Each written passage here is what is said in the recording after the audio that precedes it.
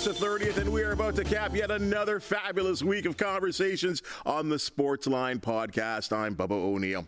We certainly appreciate the feedback and suggestions that you have been recently sending us because it does make our show better. Today on the pod, it's the voice of a legendary Western New York franchise who, like so many, got his start in Southern Ontario. Sends it across. Hartman snaps one on, stopped by Luukkonen in the end. Stick goes into the net. Hartman knocks Luukkonen down to get the stick. Back the other way comes Dahlin. He'll drop it back. Krebs across, scores! Victor Golosin in overtime. And the Sabres won it 6-5 with 18.3 seconds left in the extra period. Let us bring in my good friend, Dan Dunleavy, the voice of the Buffalo Sabres, and this is quite a treat for me. Boy, it's been a long time since we've hooked up. Thanks for joining us, partner. Yeah, no, listen, thanks for reaching out. Hey, did you notice who was on the bench for Minnesota there? Jordan Greenway, who's now a Buffalo Sabre. That's right. It's interesting you play that goal because Greenway did score an overtime winner to beat the Sabres one game, and that was a part of the conversation when he came to Buffalo was that, hey, this guy beat you once, and now he's on your team. So Victor Olofsson, who's no longer a Buffalo Sabre, as people, if they're hockey fans following the team, may or may not know, but his time with the team has come to an end, and that was nice to see Victor get that goal, but not as nice to be back here and talk to you. But next time I want in on that big red couch you're sitting on. Right on, Dan. Hey, I'll tell you. Now, before we get into so much I want to catch up with you, but unfortunately we both woke up this morning. Incredible news, terrible loss in the hockey and even the sports world. Tributes pouring in after the death of Johnny and Matthew Gaudreau. Any thoughts?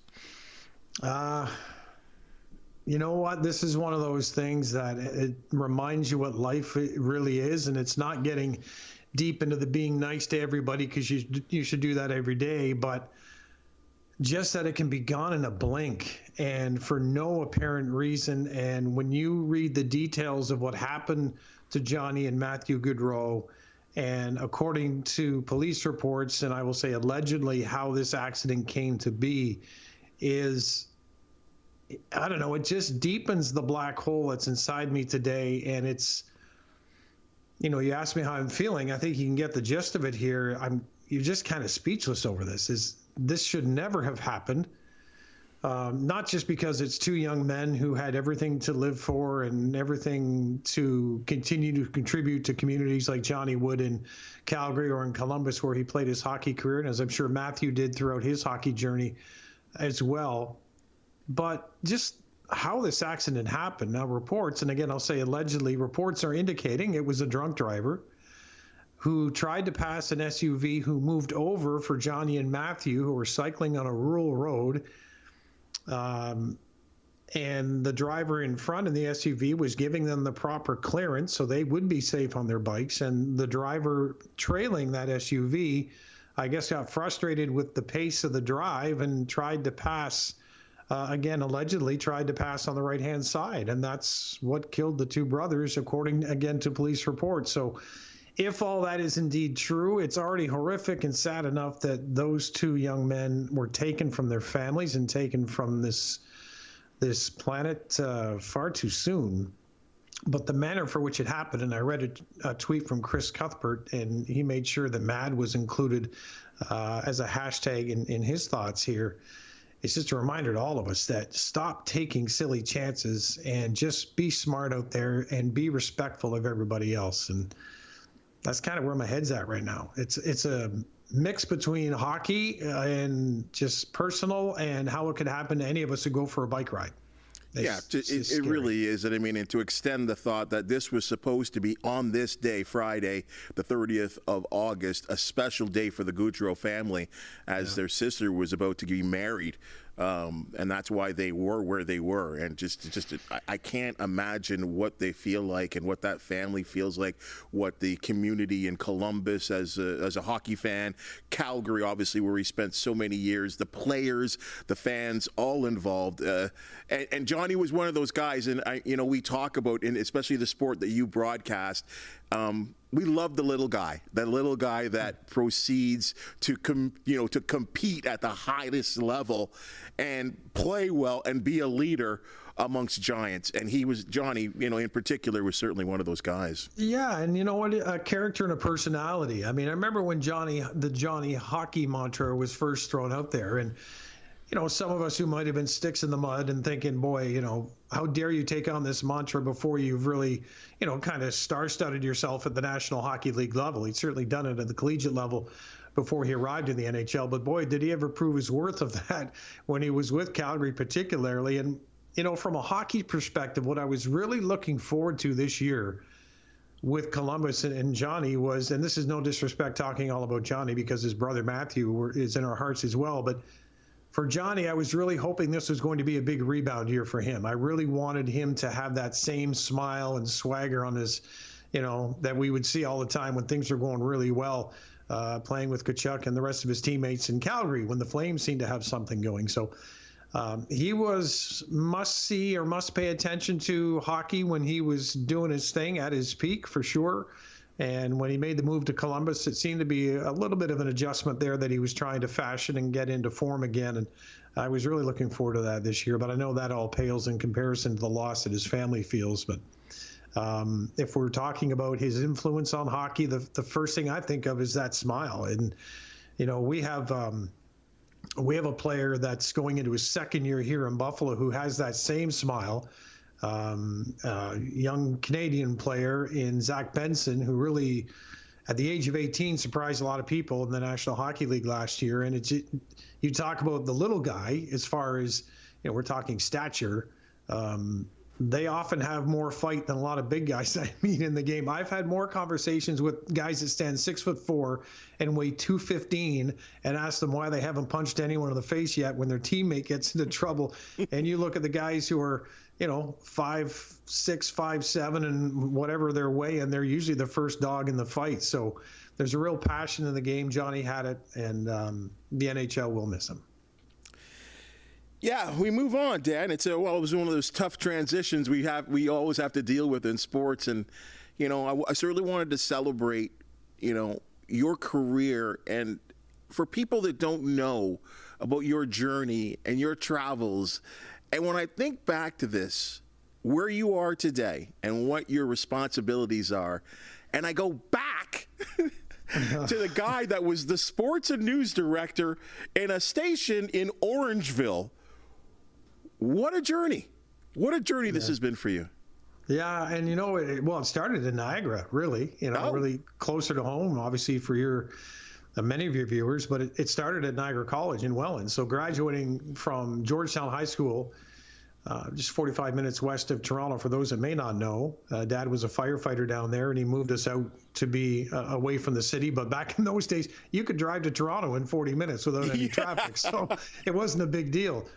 But growing up in Georgetown, which was a good little hockey community in its own, and certainly has continued to grow, but then going away to Niagara College in Welland to take a broadcasting and film and TV course, and then really deciding from there that being any part of any kind of live broadcast is what I wanted to do. That kind of dawned on me in high school, that I wanted to be somewhere where a live event was happening, whether it be a cameraman, sound. It really didn't matter at that point when I was in high school.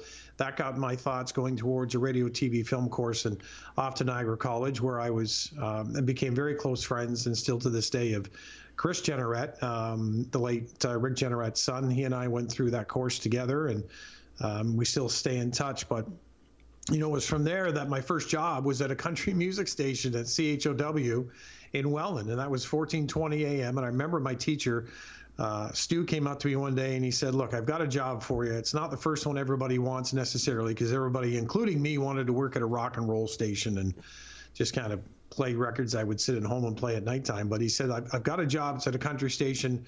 I suggest you go do it. Just learn how to work the board and everything else. So that was my first gig. And one of the sports nights that I was working, an overnight country DJ gig and opping and stuff like that, was a 4 overtime night for the New York Islanders and Pat LaFontaine in a very famous goal in the NHL. And I remember running between the control room and then what we called the rack room, for those that aren't in the business, where all the equipment is stored. And there was a tiny black and white television set. And I kid you not, it had to be, I don't know the dimensions of the screen, but I don't know, very small, let's say, smaller than your phone. Well, not about the size of a phone, I guess. This little black and white TV.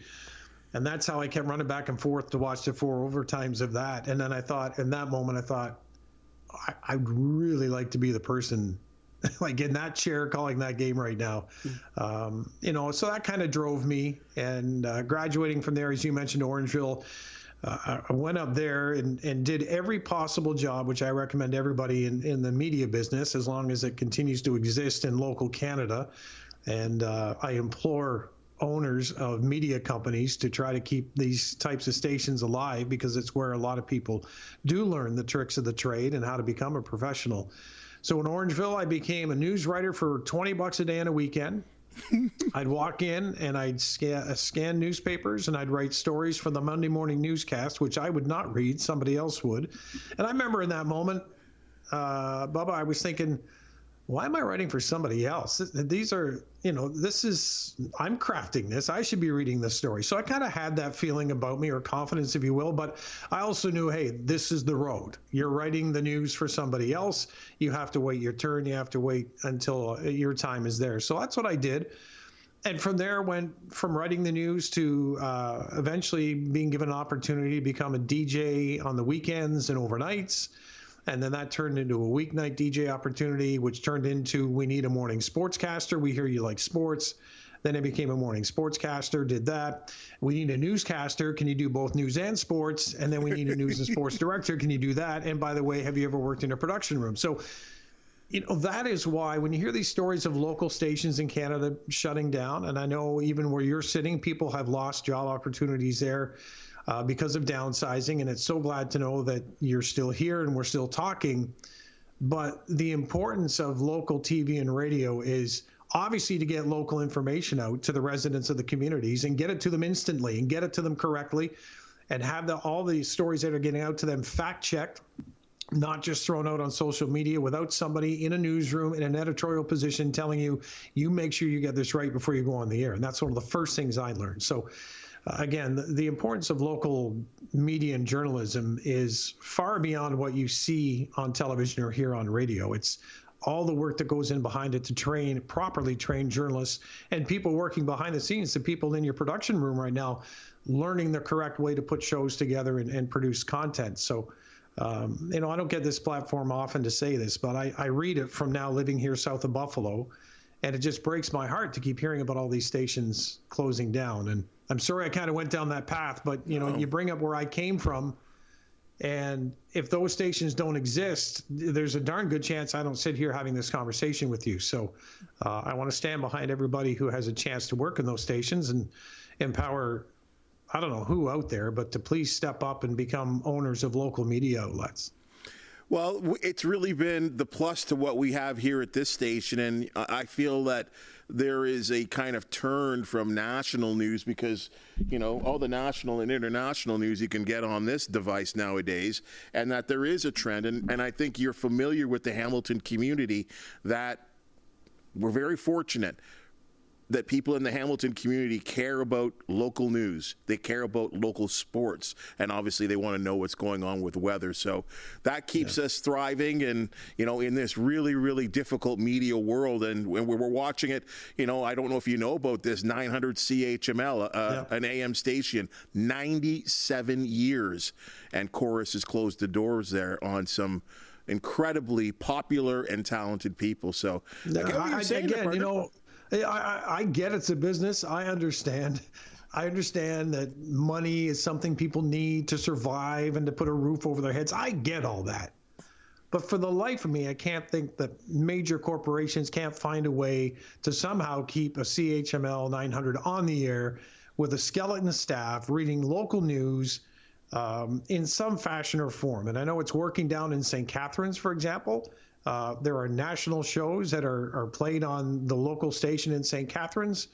And they still find a way. I tune in every day. I don't even live there, but it's just, I feel like I'm connected to where I'm from while I'm down here half an hour south of Buffalo, if I'm able to listen to some Niagara news.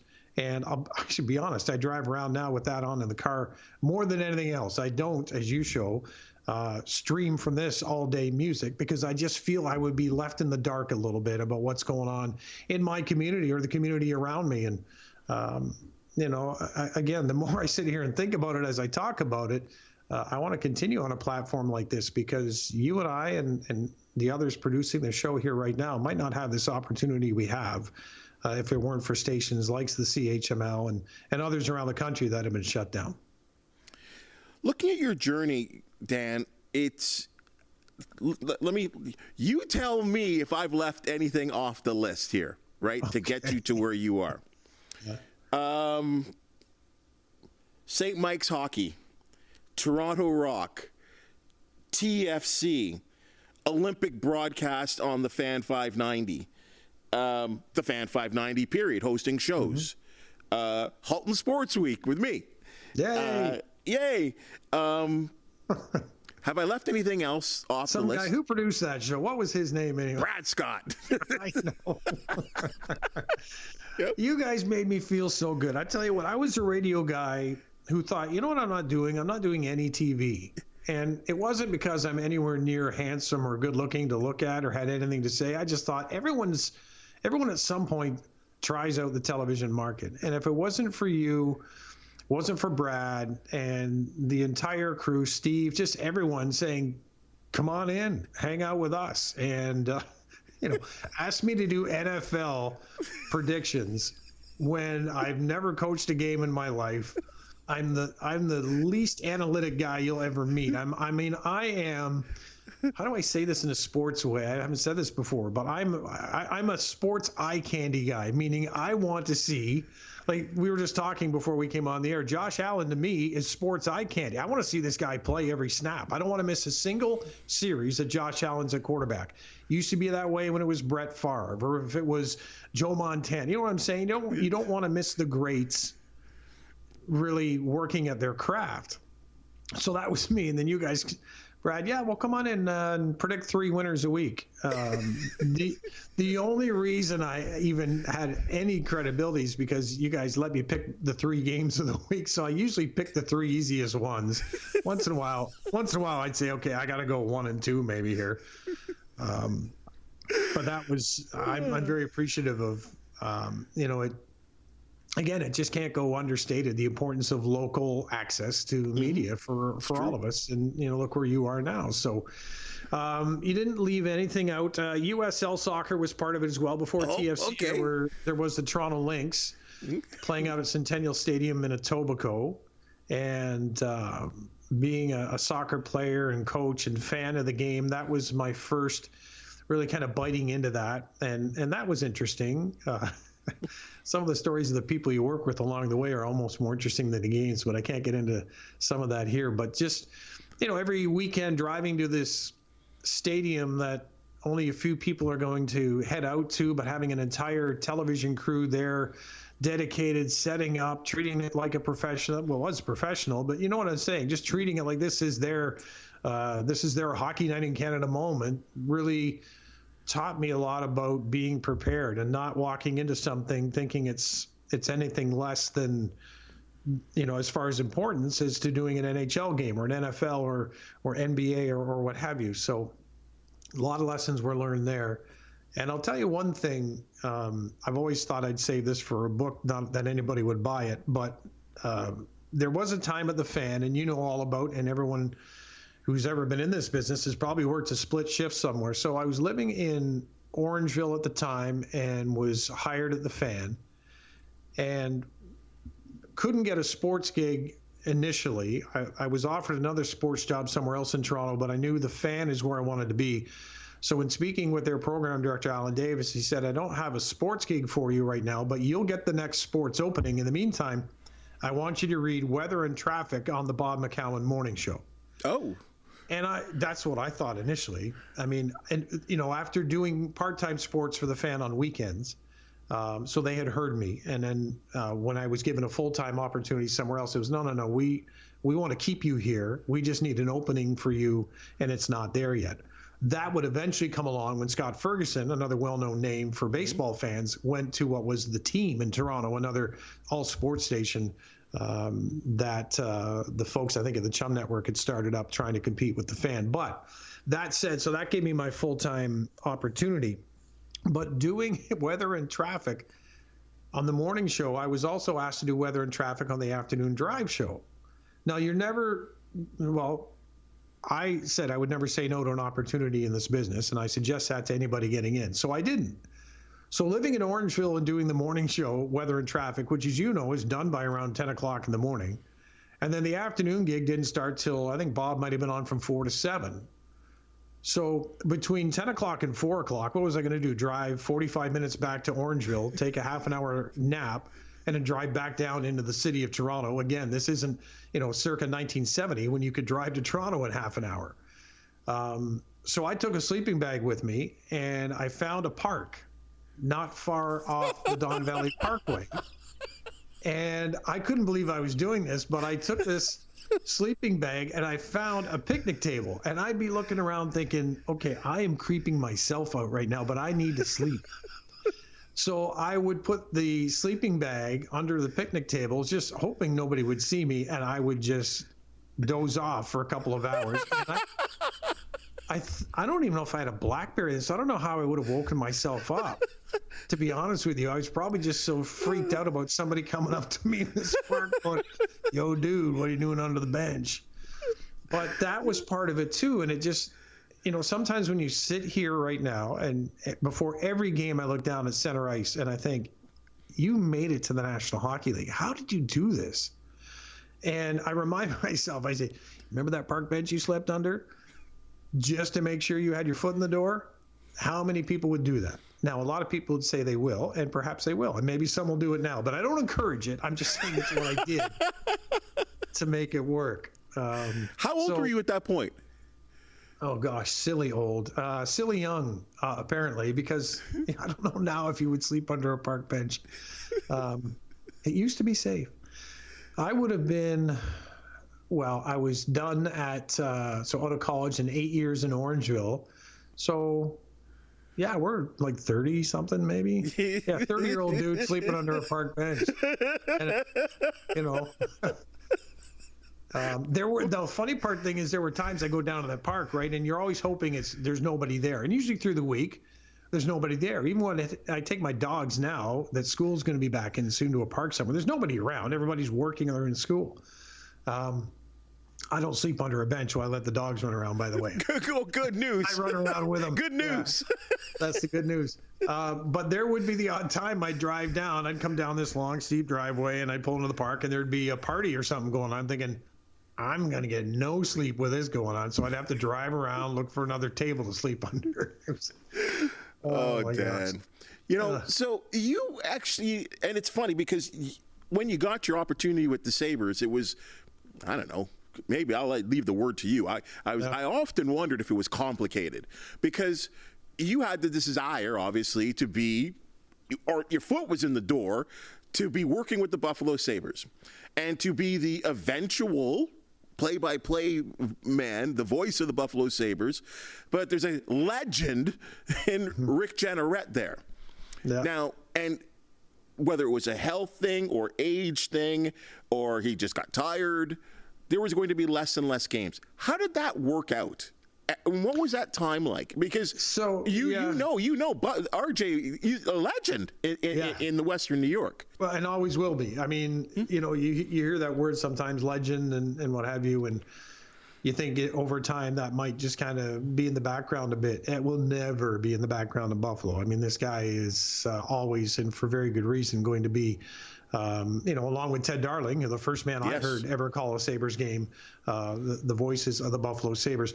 So the way this played out for me, I had auditioned at one point, working at the Fan, Jack Armstrong, who people know from NBA coverage, up in Canada. He worked with us at the Fan for a while. He was on the air with Chuck Swirsky when he was calling the play-by-play. And through my World Junior Championships and some Olympic game calls, and I'm pretty sure some OHL that Jack heard while he was in town, he came up to me one day. He said, "Why are you in the NHL?" And I said, "You tell me how to get there." I didn't know anything about agents or how to be represented or anything else. I was just, like many, just plugging along, working, saying yes to everything and hoping somebody heard your work. So for me, Jack came up and he had mentioned that he had heard when I had said to him, "Well, you know, where's the job and how do I apply?" And I'm there. And he had mentioned that he'd heard Rick was starting to scale back on his number of games traveled. So, you know, that seemed like a reasonable door to try to poke my nose through and see if I could get in there. And Jack said, "Do you want me to contact Larry Quinn? I know him. He's the president of the team. He's a friend of mine." I said, "You can talk to him, but I will contact the team." So, you know, it was one of those, thanks for your help, but I want to do the work here. So, but I wasn't going to stop him from saying, "Listen, I've heard Dan. I think he does a good job." So Jack quite obviously did that. I showed up and interviewed with Mr. Quinn and Chris Bellis, who was the VP of broadcast with the team, still is. And I remember Larry saying that I presented him my demo disc at the time. We'd moved on from cassettes, Bubs. It was a demo disc, okay? And he said, "I don't need to hear this. If Jack Armstrong thinks you're good and recommends you, I'm going to give you 2 games." So I called a game in Anaheim with Harry Neal and a game in Ottawa. And I remember that first game in Anaheim.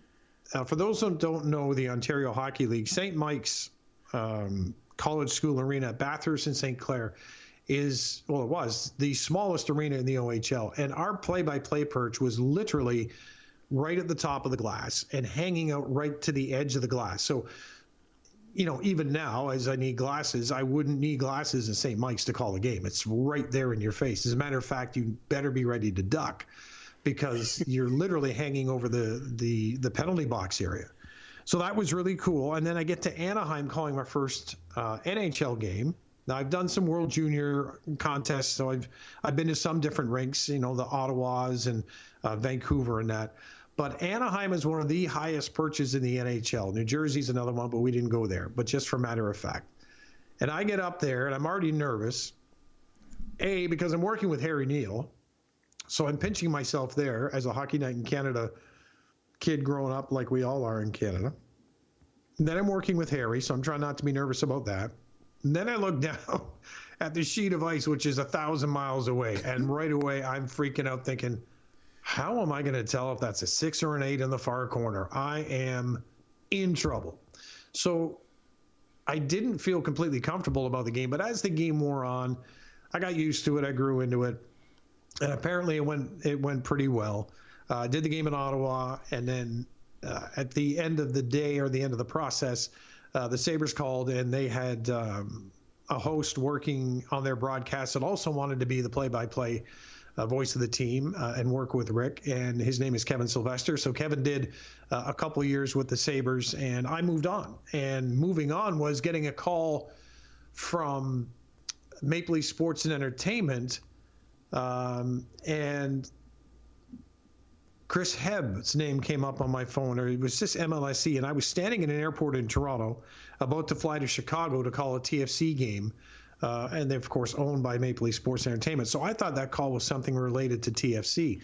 And when I tell this story, I can still see myself standing out looking at the plane as we're about to board. And Chris Hebb said, "Hey, Dan, it's Chris Hebb calling from MLSE. How you doing?" "Good, Chris. I'm off to Chicago soon to call a game for TFC. Listen, we're wondering if you wanted to be the radio voice of the Toronto Maple Leafs." And I'm thinking, what? So first of all, my concern was for Joe Bowen. I mean, what happened to Joe? You know, is Joe okay? What's wrong? So I didn't know Dennis Bayak had moved on to Winnipeg at that time. And these might be names that some of your viewers and listeners aren't familiar with, but Dennis Bayak, long time, shared the mic with Joe Bowen in Toronto when Joe would be on TV. And then when those games were on television and Joe was there, that's when Dennis and then myself would be on radio, which really turned out to be about half the season. So I did 2 years in Toronto on a 3-year contract, and then the Sabres at the end of year 2 called, and I was mowing my lawn in Burlington, not far from wherever your house is, I'm sure. And it's a call from Chris Ann Bellis, and she's asking if I could get out of my deal in Toronto and come join the Sabres and eventually transition and be that next voice when when Rick Jeanneret's ready to retire. So we went back and forth on discussions on length of deal and how many games and what have you. And RJ was very much involved in that. But at the end of that conversation, I remember I said, I can't believe I'm doing this. I have to drive to Toronto and met with the Maple Leafs brass and just sat down and told them about the offer I had. And at that point in time, the way things are going with MLSE and new ownership there, it was sounding like a very good opportunity for me to go to Buffalo. And I was really excited about it as well. So that's how that all came to be. So the idea was never to come and take over for RJ. There was so much going on from leaving a third year of a deal with the Toronto Maple Leafs to going into Buffalo on a long-term deal. I made sure I got a few years off the first contract there, knowing that it's Rick Jeanneret. And if Rick all of a sudden didn't want to retire, I wanted to make sure I had some years to prove myself, which is what eventually I did. And obviously, tragically, with Rick's passing a year after his retirement, we are where we are now. But working with Rick and traveling with Rick and being around him and really just watching, not so much Rick, because he's a play-by-play guy that I knew you can't emulate him, right? You can't. There are things you can take from other greats in the game, but there's nothing you can really take from Rick physically or, vocally that he did, because he was so unique. I mean, it will never be matched, really. I mean, somebody can try, but you'll be accused of trying, and that's not how you want to carve your own niche out. So what I learned and watched a lot from Rick was just how people loved him. And they loved him because he loved the franchise and he loved the city and never lived a day in the Buffalo area, obviously in Niagara Falls. And as you know, in Niagara Falls and Fort Erie and this area in Buffalo, it's pretty much one community anyway, to many ways, especially sports-wise, but culturally as well, with different music venues just across the border. And I learned that from going to Niagara College too, so I was comfortable coming back down here. But, working with Rick and doing a number of games, there are times in your career you want to do more games, and you should feel that way, right? You want to work, you want to prove yourself. And there were nights once in a while Rick would send a text and he'd say, "Great call in the winner." And those moments meant the world to me because they were completely unexpected. Rick wasn't a guy who was going to be overly he wasn't going to run up and give you a hug and say, "Great job," or high five you. But when Rick Jeanneret sent you a text and said, "Great call on the winner," that stuck with me, and that kind of let me know that, okay, I'm in the right place. Elvis is in the building, as I often said. Make sure you stay out of his way. Don't step on the cape. And when Elvis decides he's done, just make sure you're ready to go. So that's kind of a very long answer to what is not a short answer to how this whole thing played out.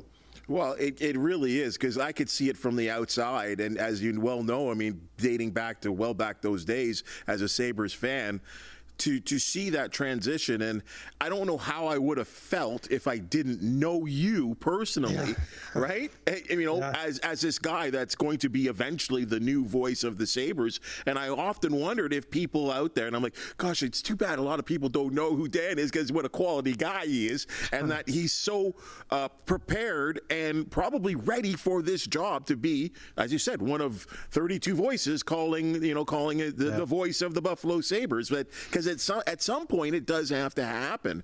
So that's great that it was a relatively smooth transition. And I had people sending me messages on social media. There was a point where I just kind of had to make sure that Twitter was somewhere I wouldn't go. Really, especially in the early going. Oh, for sure, yeah, because it was like Bob Cole in Canada, right? Nobody wanted Bob Cole to go anywhere.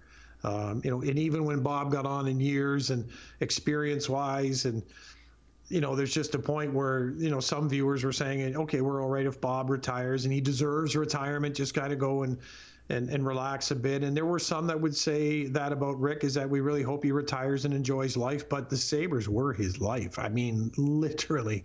And you could say the same for Bob, right, about Hockey Night in Canada and everything that meant to him. So I really understood it.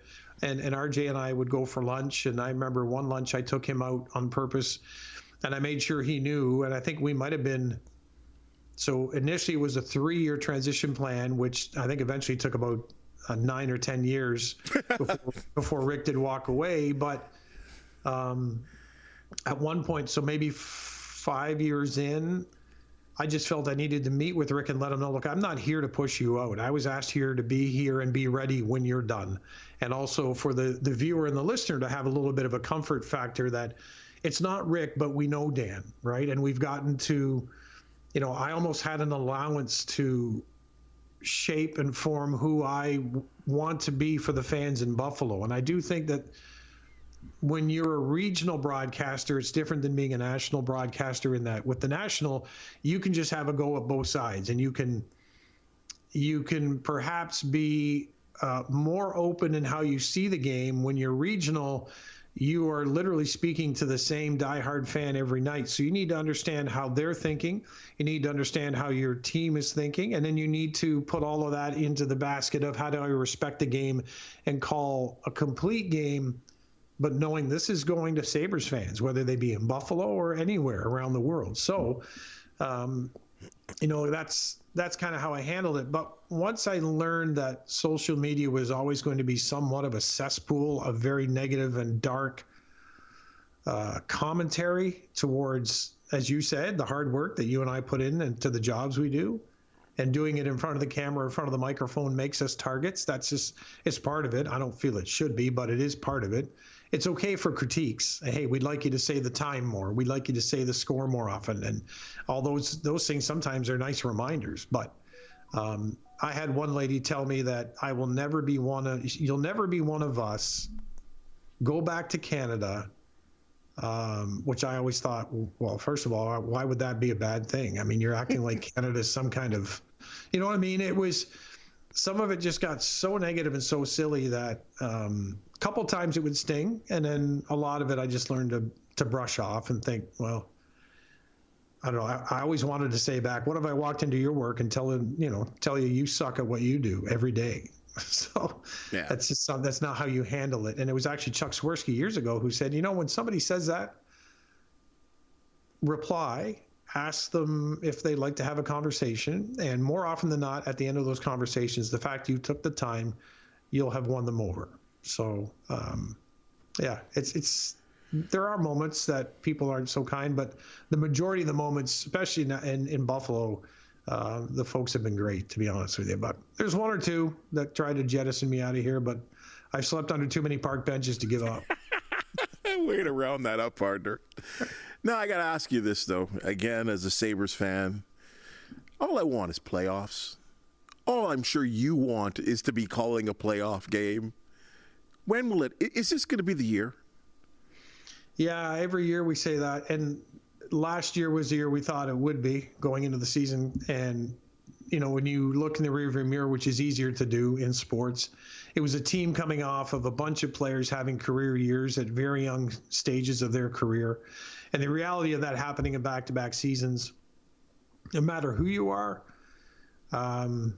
is very rare. So you need fate, you need fortune, you need luck, you need skill, you need dedication and all that stuff. Some of those things, some of those characterizations for me don't come until you do earn some experience. And I think when you look at where our players are now, and I'm talking about the Rasmus Dahlins, the Tage Thompsons, the Alex Tucks, the Dylan Cousins, these guys now put 3 or 4 solid years of playing time in the NHL as starting players that'll be depended on. I think now they have a fuller understanding of what it takes to enjoy the success, realize how and where that came from, hard work, fortune, fate, timing, all that stuff. We had a healthy team 3 years ago as well. There weren't any injuries, which led to the next year people thinking this is the year, and you had every right to believe it. I think this year what Kevin Adams has done is light a bit of a fire here under the current roster of players that I just mentioned when you talk about core players.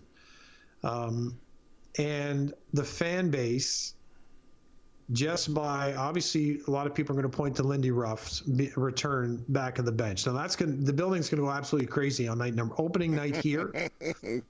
The team opens in Prague against the Devils with 2 games, 1 home and 1 away. But when they come back here, I mean, I'm already imagining, aside from the RJ tribute night, which was unbelievable, and the noise that was in that building, as RJ called it, a beautiful noise, this is probably going to be the loudest I've ever heard the building. So it's something to anticipate that for our first home game of the year. Just feeling that coming gets me really jacked up. I want to go now. I want that to happen tonight. But the veterans that have been added finally to the bottom, I hate calling the bottom 6, but let's call them the 6 through 9 players. Right. And I think that experience is something that was lacking. You had 1 or 2 guys. So for Sabres fans, you had your Kyle Opozo and you had Zemgus Girgensons. And fairly or unfairly in your own mind, I think unfairly, Zemgus Girgensons was tied to a decade of a lack of success. The young man worked his tail off ever since he got here. It was never a fault of his. It's like blaming Josh Allen for losing that game to Kansas City when he was off the pitch and there were 13 seconds to go. Like, come on, think things through here for a minute. But Zemgus has turned the page. Kyle Opozo turned the page very successfully, thanks to Kevin Adams working out a deal with Florida. But now you have a player like Malenstein coming in, who was with the Capitals, who's he's got some game, he's got some jam, and he's really got an opportunity here to play for a coach that's going to want that from him and to prove himself. He's got some good size. Obey Kubel is an experienced player. Lafferty is an experienced player. None of these players are afraid to get in your face and just be a little grittier to play against. It doesn't mean they're going to drop the gloves every shift, although Dennis Gilbert might do that if he makes the hockey club, a local guy, and I'm cheering for him to make the team because he will not hesitate to do that and stand up for his teammates and just to kind of set a different tone for these Sabres. So I do think there is a really good chance here, and not to leave out Ukko-Pekka Luukkonen, proved himself to me anyway last year that he can read a game at a point where he's not jumping around the crease, he's moving around the crease. And to me, there's a bit of a difference. So I like the pieces. Could you always add another piece? And I'm sure the entire hockey organization here thinks they could always add another piece. If they find it, they will. But to start the season, if they have a healthy Jack Quinn from day one, if Matthias Samuelsson can stay healthy and play, get a 65-game season in, which might be setting the bar for some at a different level, but he's struggled staying healthy, and I'm really pulling for him because he's a valuable player. That the Sabres are in a good spot. Bubba, they're in a really good spot, and we can talk all we want about it. It's up to them to go and prove it. And when I see it, I'll be right there with you, very excited about it. Let me end on this, Dan. There's just something, and again, being a Buffalo sports fan, and I was one of those kids that, for whatever reason, watched the Buffalo news more so than... Oh, we all grew up on it. Yeah, like I tell everyone that here. I tell everyone in Southern Ontario, if you grew up anywhere, kind of west or south of Toronto, you watched Irv Weinstein yes. and you were, Rocket Ship 7 and Rick Azar. Ed Kilgore, yeah, all these people, which is, yeah. Like these people are legends to me. Yeah. Like they really are, right? Yeah. And you know what? It's interesting you say that because you think of where you're sitting now, you think the legends at CHCH, they were kind of one and the same to me. It was, for the kid who didn't live that way yet, and still being up in Georgetown, Hamilton, Niagara, and the next step was Buffalo. So I kind of linked the two together. And, you had a guy wearing a pretty cool hat there for a number of years. Oh, gosh, yes. Entertain people and tick people off at the same time to get some viewership numbers and what have you. And Mr. Beddoes did a good job of that. So, yeah, they're kind of one and the same for me. I'll ask you this. For those that don't know, and we are so close, And I've heard, there's over the years, and maybe understandably so over the years, because Hamilton's been kind of in that same sort of joined together in a sense that it's somewhat criticized. And people from Toronto or whatever the case is, they see Hamilton in a certain light. And there's always been this sort of opinion about Buffalo. Yet everyone I know that lives in Buffalo raves about it. Raves about the community. Can you tell us what the Buffalo sports fan and what the community is all about? Because you now live there. Yeah, well, it's what you just said is true, but I think of everything you said that's true, the feeling or the answer or the attitude changes once the person who sitting in Toronto criticizes until they get to Hamilton and get up and walk around the city and see the different areas of the city, and whether it's the up in the mountain or whether it's even just venturing over into Dundas and all the areas around the city as well. So for Buffalo, yes, everyone, people that come here now will always say to me, well, where should I eat? Should I go to the Anchor Bar? Should I go to a popular restaurant here known as Chef's, which are both very good? And I always tell them, I said, there's so much more to Buffalo than 2 restaurants. I can't begin to tell you. And I learned it really mainly from in 2011. That was the last World Junior Tournament I called while working up in Canada.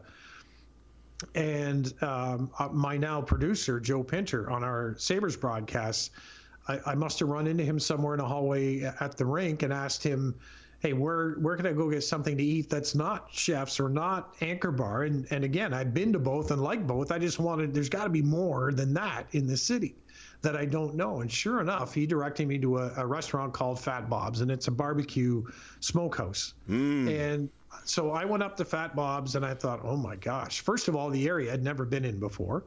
And secondly, the food was amazing. So right there, it just kind of opened my eyes to, as a kid from Southern Ontario, everything I don't know about Buffalo, which we just talked about. We learned it from the news. So what did we learn about Buffalo from news? We learned about all the worst things that happen, because the news headlines are usually not the best stories of the day, right? It's another fire here or there. It's a crime committed somewhere. But when someone opens your eyes to a community and says, hey, have you walked down, for Buffalo, you have Elmwood Avenue and Elmwood Village, or you could go up onto Hurdle.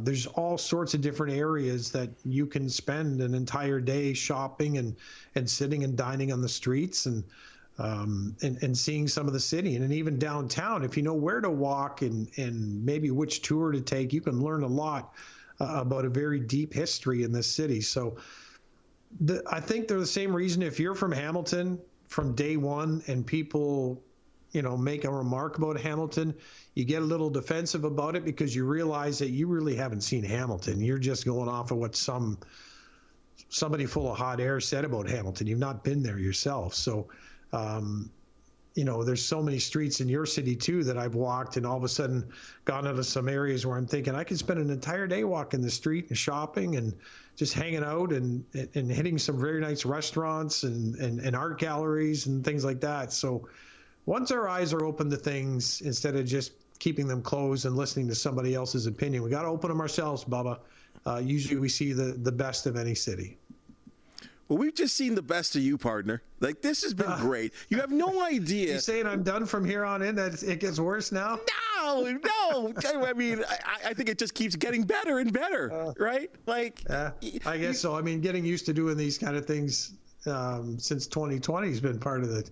Yeah, well, it actually opened up the door for some, and I know there's podcasts everywhere, but I think the fact that, we've kind of found a little niche in the fact that we're talking to athletes and broadcasters and executives and referees and people that got, as I said, either got their start here or they still representing the area, and there's so many of them. When we did this podcast and started who are you most excited to talk to so far? Which athlete were you most excited to talk to so far? There's been so many, and there's been, I'll tell you, we just recently did one with, and I'll implore you, Parter, to check it out. There's one with Brian McGrattan, please watch that. If you watch any podcast other, of the Sportsline podcast, check this out. It's one that'll make you laugh, it'll make you cry, it'll make you sad, and then at the end it's like a hero story at the end about what Brian McGrattan has gone through. Mm-hmm. What a story! But he's just one of the many, and we just started in the middle of January, and I've just uncovered some really and enjoyed some really interesting conversations with people like yourself that have done so well, and in some cases are heroes, and I appreciate you giving us the time here to talk about your journey, and it still continues, and I can't wait to just keep following it, partner. It's been a great ride all these years that we've known each other. Yeah, no, listen, I appreciate it. I had a husky when I lived up in Canada, and sadly he passed away at the age of 11, and I'll never forget the day my heart broke there. I came to Buffalo, and we had an event one day. It was a Valentine's Day out at the local SPCA, and you talk about things in the community that kind of make you part of it. I was asked to be out at the Sabres event, and some players were about to show up, and they hadn't opened the doors to the public yet, and they asked if I wanted to see the puppies that they were going to let out for the people to hopefully adopt. And I said, sure, let's go back. And my wife Brenda was with me, and let's check out the puppies. And we didn't intend to bring one home, but a little fella by the name of Bandit came bouncing around the corner. His name was Kibbles that day. He came bouncing around the corner, and I looked at him, and my heart just said, that one. And I pointed at him. And Bandit's been with us for 9.5 years, or 9 years now, actually. And he's been through ACL repair, Bubs. He's doing well. He's on the water treadmill. He's doing really good. But I'll tell you what, a lot of times we go chasing jobs and we don't realize, as I say, I met my wife Brenda here, and met Bandit here. We have another adopted rescue beagle, a laboratory rescue named Timmy. And his name was Timbit. Go figure. Timbit out of Syracuse. How much more Canadian does that get coming from Syracuse? So Kibbles was renamed Bandit because my wife had a beagle that her parents looked after named Smokey. And I thought, well, if you have a Smokey, you need to have a Bandit with that. So, Smokey the Bandit reference for those, again, who will have to Google probably. But anyway, it's been a pleasure. And there's lots of ways you can make a place your home. I'm glad you've done that in Hamilton. You've done it for so many years. I'm proud of you. And I'm proud of you because you have worked your tail off and you've hung in there, bud. So way to go. Despite what Brad always said about you, you did it. Thanks, partner. And always thank the people in the control room there with you, because they're the ones that are there for you. They've got your back, all right? So always remember to do that. Always, no doubt, my man. We'll talk soon. I'm coming down for some brisket or beef on weck, partner. You got it. All right. Thanks, my man. Well, that's the Sportsline podcast for the day. And if you've just seen and heard, we love talking sports with quality people. If you do know of an athlete, team, or event to promote, the Sportsline podcast do want to hear from you. Please hit the thumbs up, like, and subscribe button. And if you do have something to say, please comment. Like I said off the top, we appreciate it. It makes us a better podcast for the wonderful people that do make the Sportsline podcast possible. Yes, you, all behind the scenes. Thank you so very much. And we'll see you next week.